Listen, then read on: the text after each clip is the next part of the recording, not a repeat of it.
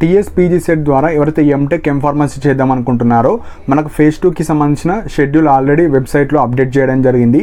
So ఈ వీడియోలో కంప్లీట్గా కొన్ని ఇంపార్టెంట్ పాయింట్స్ చెప్పడం జరుగుతుంది. లైక్ వెబ్ ఆప్షన్స్ కావచ్చు, సో ఆల్రెడీ ఎవరైతే ఫేజ్ 1లో సీట్ రాని వాళ్ళు కావచ్చు, అండ్ ఇప్పటివరకు ఎవరైతే రిజిస్ట్రేషన్ చేసుకోలేరో వాళ్ళు, అండ్ ఎవరైతే రీఫండ్ లైక్ మీకు వచ్చిన కాలేజ్ నుంచి అడ్మిషన్ క్యాన్సిల్ చేసుకుంటే రీఫండ్ ఎలా చేసుకోవాలి, అవన్నీ ఇంపార్టెంట్ పాయింట్స్ చెప్పడం జరుగుతుంది.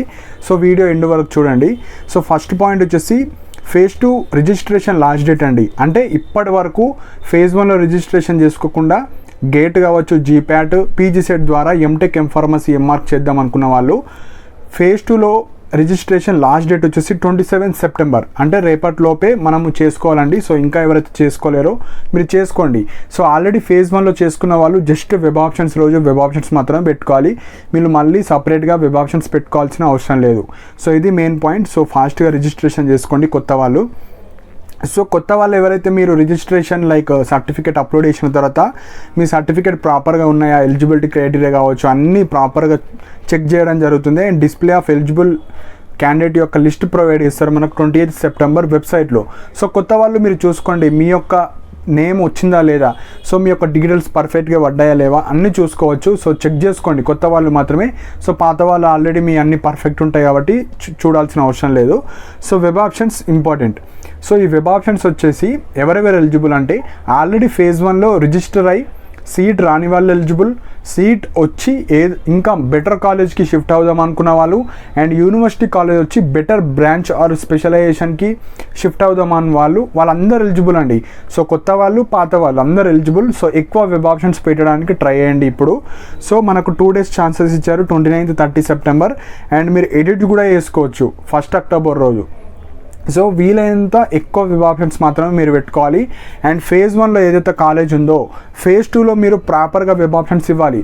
అంటే ఫేజ్ 2లో సపోజ్ మీ ర్యాంక్ క్యాస్ట్ బట్టి ఒక కాలేజ్ వస్తే ఫేజ్ 1లో ఉన్న కాలేజ్ వెళ్ళిపోతుంది, అంటే డిలీట్ అయిపోతుంది. ఫేజ్ 2లో ఏ కాలేజ్ అయితే మీరు పెడతారో ఆ కాలేజ్ మాత్రమే ఉంటుంది కాబట్టి ప్రాపర్గా పెట్టాలి. సో ఇక్కడ ఒకటే మీరు గుర్తుపెట్టుకోవాలి, ఫేజ్ 2లో మీరు పెట్టబోయే కాలేజెస్ ఏ కాలేజ్ వచ్చినా వెళ్ళేటట్టు ఉంటేనే ఆ కాలేజెస్ పెట్టాలి.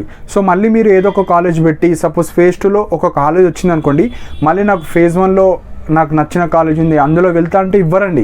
సో ఎప్పుడైతే ఫేజ్ 1లో ఒక కాలేజ్ వచ్చిందో దానికన్నా బెటర్ కాలేజ్ మాత్రమే పెట్టాలి. సో అప్పుడు మాత్రమే మీ ర్యాంక్ మీ క్యాస్ట్లో వేకెన్సీస్ ఉంటే ఆ కాలేజ్ మీకు వస్తుంది, లేదంటే ఫేజ్ 1ది ఉంటుంది. సో ఇక్కడ ఒకటే, మీకు ఫేజ్ 2లో చేంజ్ అయితే ఫేజ్ 1 కాలేజ్ పోతుంది, ఫేజ్ 2లో చేంజ్ అవ్వకపోతే ఫేజ్ 1 ఉంటుంది. సో ఇవి రెండే పాయింట్స్. సో ప్రాపర్గా మీకు నచ్చిన కాలేజ్ మాత్రమే ఫేజ్ 2లో పెట్టాలి. సో ఇది మెయిన్ పాయింట్. సో మనం ఎడిట్ కూడా వేసుకోవచ్చు, వెబ్ ఆప్షన్స్ ప్రాపర్గా పెట్టండి. ఫేజ్ 2 రిజల్ట్స్ వచ్చేసి 5 అక్టోబర్. సో మళ్ళీ మీకు అలాట్మెంట్ ఆర్డర్ వస్తుంది. చేంజ్ అయిన వాళ్ళది ఫేజ్ 2 యొక్క కాలేజ్ డీటెయిల్స్ కావచ్చు, ఫీ ఎంత ఉంటుంది అవన్నీ చేంజ్ అయిపోతాయి. చేంజ్ అవ్వకపోతే ప్రీవియస్ కాలేజ్లో ఏదైతే మీకు సీట్ అలాట్మెంట్ ఉంటుందో అదే కాలేజ్ ఉంటుంది. సో మళ్ళీ మీరు ఎక్కడికి వెళ్ళాల్సిన అవసరం లేదు, ఎందుకంటే ఫేజ్ 1లో మీరు ఆల్రెడీ వెళ్ళారు. కాలేజ్ చేంజ్ అయితే మీరు ఏదైతే కాలేజ్ వచ్చిందో సపోజ్ ఎగ్జాంపుల్ ఫస్ట్ ఫేజ్లో మీకు విఎన్ఆర్ వచ్చింది, ఇప్పుడు సిబిఐటి వచ్చింది. సో విఎన్ఆర్లో ఏవైతే మీరు సర్టిఫికేట్ ఒరిజినల్స్ సబ్మిట్ చేశారో ఆ కాలేజ్కి వెళ్ళి ఆ ఒరిజినల్స్ కావచ్చు అవన్నీ తీసుకెళ్ళి మళ్ళీ సిబిఐటిలో ఏదైతే మనకు డేట్స్ ఇస్తారో ఆ డేట్స్ లోపు మళ్ళీ వెళ్ళి సబ్మిట్ చేయాలి. సపోజ్ అదే కాలేజ్ ఉంటే మళ్ళీ వెళ్ళాల్సిన అవసరం లేదు. సో ఇది మెయిన్ పాయింట్. మనకు కాలేజ్ రిపోర్టింగ్ వచ్చేసి 7th to 10th October. So 4 days chances ఉన్నాయి కాబట్టి చేంజ్ అయితేనే ఫేజ్ 2లో ఒక కాలేజ్ నుంచి ఒక కాలేజ్ చేంజ్ అయితే మీరు కాలేజ్కి వెళ్ళి మళ్ళీ సర్టిఫికేట్స్ సబ్మిట్ చేయాల్సి ఉంటుందండి. సో ఇది main point.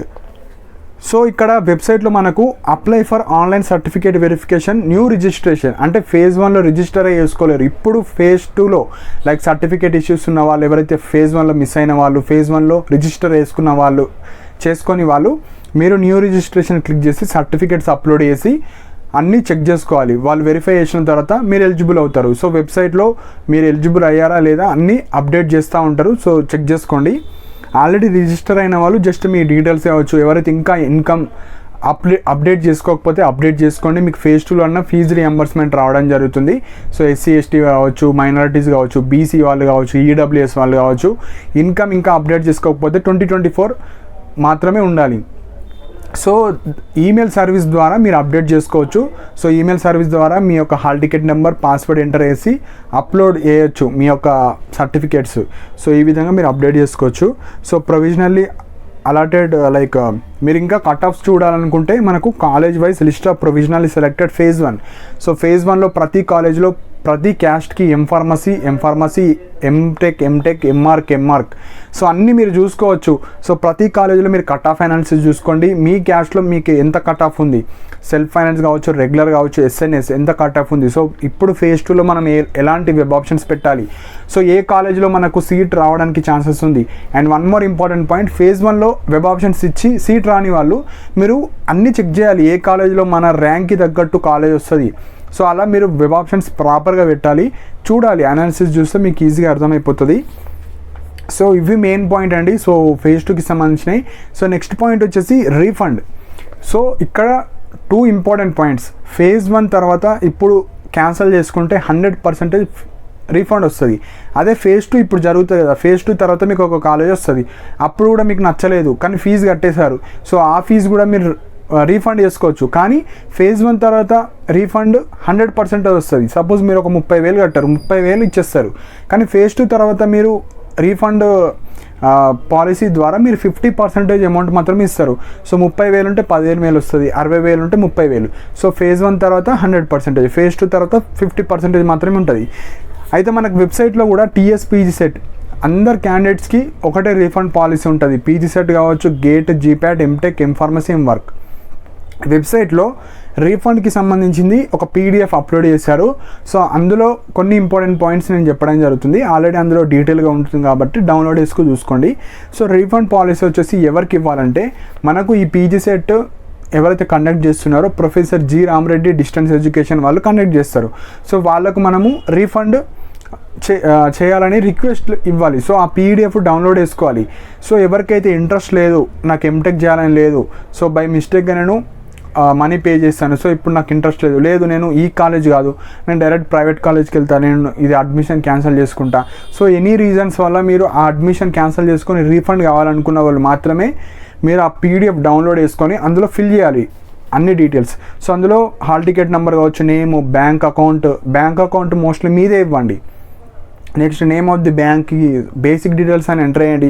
Name of the bank, branch, IFSC code కావచ్చు, అమౌంట్, సో ఎంత అమౌంట్ కట్టారు మీరు ఫేజ్ 1లో ఆ కాలేజ్లో, mobile number, email ID, so address కావచ్చు, ఇవన్నీ మీరు పాస్బుక్ ఉంటుంది ప్రతి క్యాండిడేట్కి. లైక్ మీ అకౌంట్ ఎస్బీఐ అయితే ఎస్బీఐ, హెచ్డిఎఫ్సి అయితే హెచ్డిఎఫ్సి, సో ఏదో ఒక బ్యాంకు సంబంధించిన అన్ని డీటెయిల్స్ ప్రాపర్గా ఉన్న బ్యాంక్ మాత్రమే మీరు ఎంటర్ చేయాలి.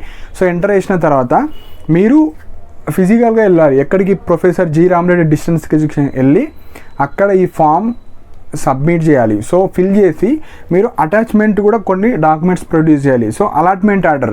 సో ఫేజ్ 1లో మీకు ఏ కాలేజ్ వచ్చింది, లేదు ఫేజ్ 2 తర్వాత వెళ్దాం అనుకుంటున్నారు, ఫేజ్ 2లో ఏ కాలేజ్ వచ్చింది, దాని ఫీ స్ట్రక్చర్ ఎంత ఉంది, మీరు ఫీ రిసిప్ట్ ఎంత పే చేశారు, so allotment order, like tuition fees receipt, income certificate కూడా ఉంది. సో అది ఉంటే తీసుకెళ్ళండి, లేదంటే అంత మ్యాండేటరీ కాదు. Bank account, passbook. సో ఏ బ్యాంక్లో మీరు అది రీఫండ్ చేయాలనుకుంటున్నారు మోస్ట్లీ మీదే యూజ్ చేయండి, వేరే వాళ్ళది యూజ్ చేయకండి. సో ఆ అకౌంట్కి మాత్రమే వస్తుంది. లేదంటే మీరు ఫేజ్ 1లో ఏదైతే కాలేజీలో ఫీజు పే చేసేటప్పుడు ఏదైతే డెబిట్ కార్డ్ కావచ్చు ఏదైతే వాడారో అవి మాత్రమే మీరు తీసుకెళ్ళండి. సో అవి లేకపోతే మీ పర్సనల్ అకౌంట్ అవి మాత్రమే యూజ్ చేయండి. దాని కిందనే మీకు అడ్వాన్స్ స్టాంప్ రిసిప్ట్ అని ఒకటి ఉంటుంది. సో అది ఎందుకంటే ఇది మనకు మనీ మ్యాటర్ కాబట్టి, సో ఇది లీగల్. సో మనము ప్రూఫ్ ఉండాలి. సో మనము క్లెయిమ్ చేసాము, వాళ్ళు ఇచ్చినట్టు ఒక ప్రూఫ్ ఉండాలి కాబట్టి, సో మనము నోటరీ జిరాక్స్ షాప్స్ ఉంటాయి కొన్ని, అందులో మీకు ₹1 స్టాంప్స్ ఉంటాయి. సో అవి మీరు తీసుకొని దాని మీద పేస్ట్ చేసి మళ్ళీ డీటెయిల్స్ రాయండి. సో డీటెయిల్స్ రాసి ఆ ఫామ్ కూడా ఇచ్చేసేయండి. సో దట్ వాళ్ళ దగ్గర ఆ ఫామ్ ఉంటుంది, లైక్ ఈ క్యాండిడేట్ రీఫండ్కి అప్లై చేశాడు, సో మేము రీఫండ్ చేసాము అని ఒక ప్రూఫ్ ఉంటుంది వాళ్ళ దగ్గర. సో రీఫండ్ ఫార్మేట్ది అండ్ అడ్వాన్స్ స్టాంప్ రెండు ప్రింట్ తీసుకొని ఆ ₹1 స్టాంప్ తీసుకొని మీరు ఫిజికల్గా వెళ్ళాలి, ఆన్లైన్లో కాదు. Like TS PG set office, like professor G Ramareddy distance ఎడ్యుకేషన్కి వెళ్ళి ఇవన్నీ సబ్మిట్ చేయండి. వెళ్ళేటప్పుడు అన్ని జిరాక్స్ సెట్స్ తీసుకెళ్ళండి. సపోజ్ ఒక్కొక్కసారి కొన్ని వేరే సర్టిఫికేట్స్ కూడా అడగచ్చు. సో ఉన్నాయన్నీ తీసుకెళ్ళండి. సో మ్యాండేటరీగా allotment order, tuition fees, income certificate and bank passbook. So ఇవైతే మ్యాండేటరీగా తీసుకెళ్ళాలి, ఫిజికల్గా వెళ్ళి ఇచ్చేసేయాలి. సో ఇవి మెయిన్ పాయింట్ అండి. సో ఇంకా ఎవరైతే లైక్ ఇక్కడ మెయిన్ పాయింట్ వచ్చేసి ఒకటి, వెబ్ ఆప్షన్స్ రోజు ప్రాపర్గా వెబ్ ఆప్షన్స్ పెట్టుకోవాలి.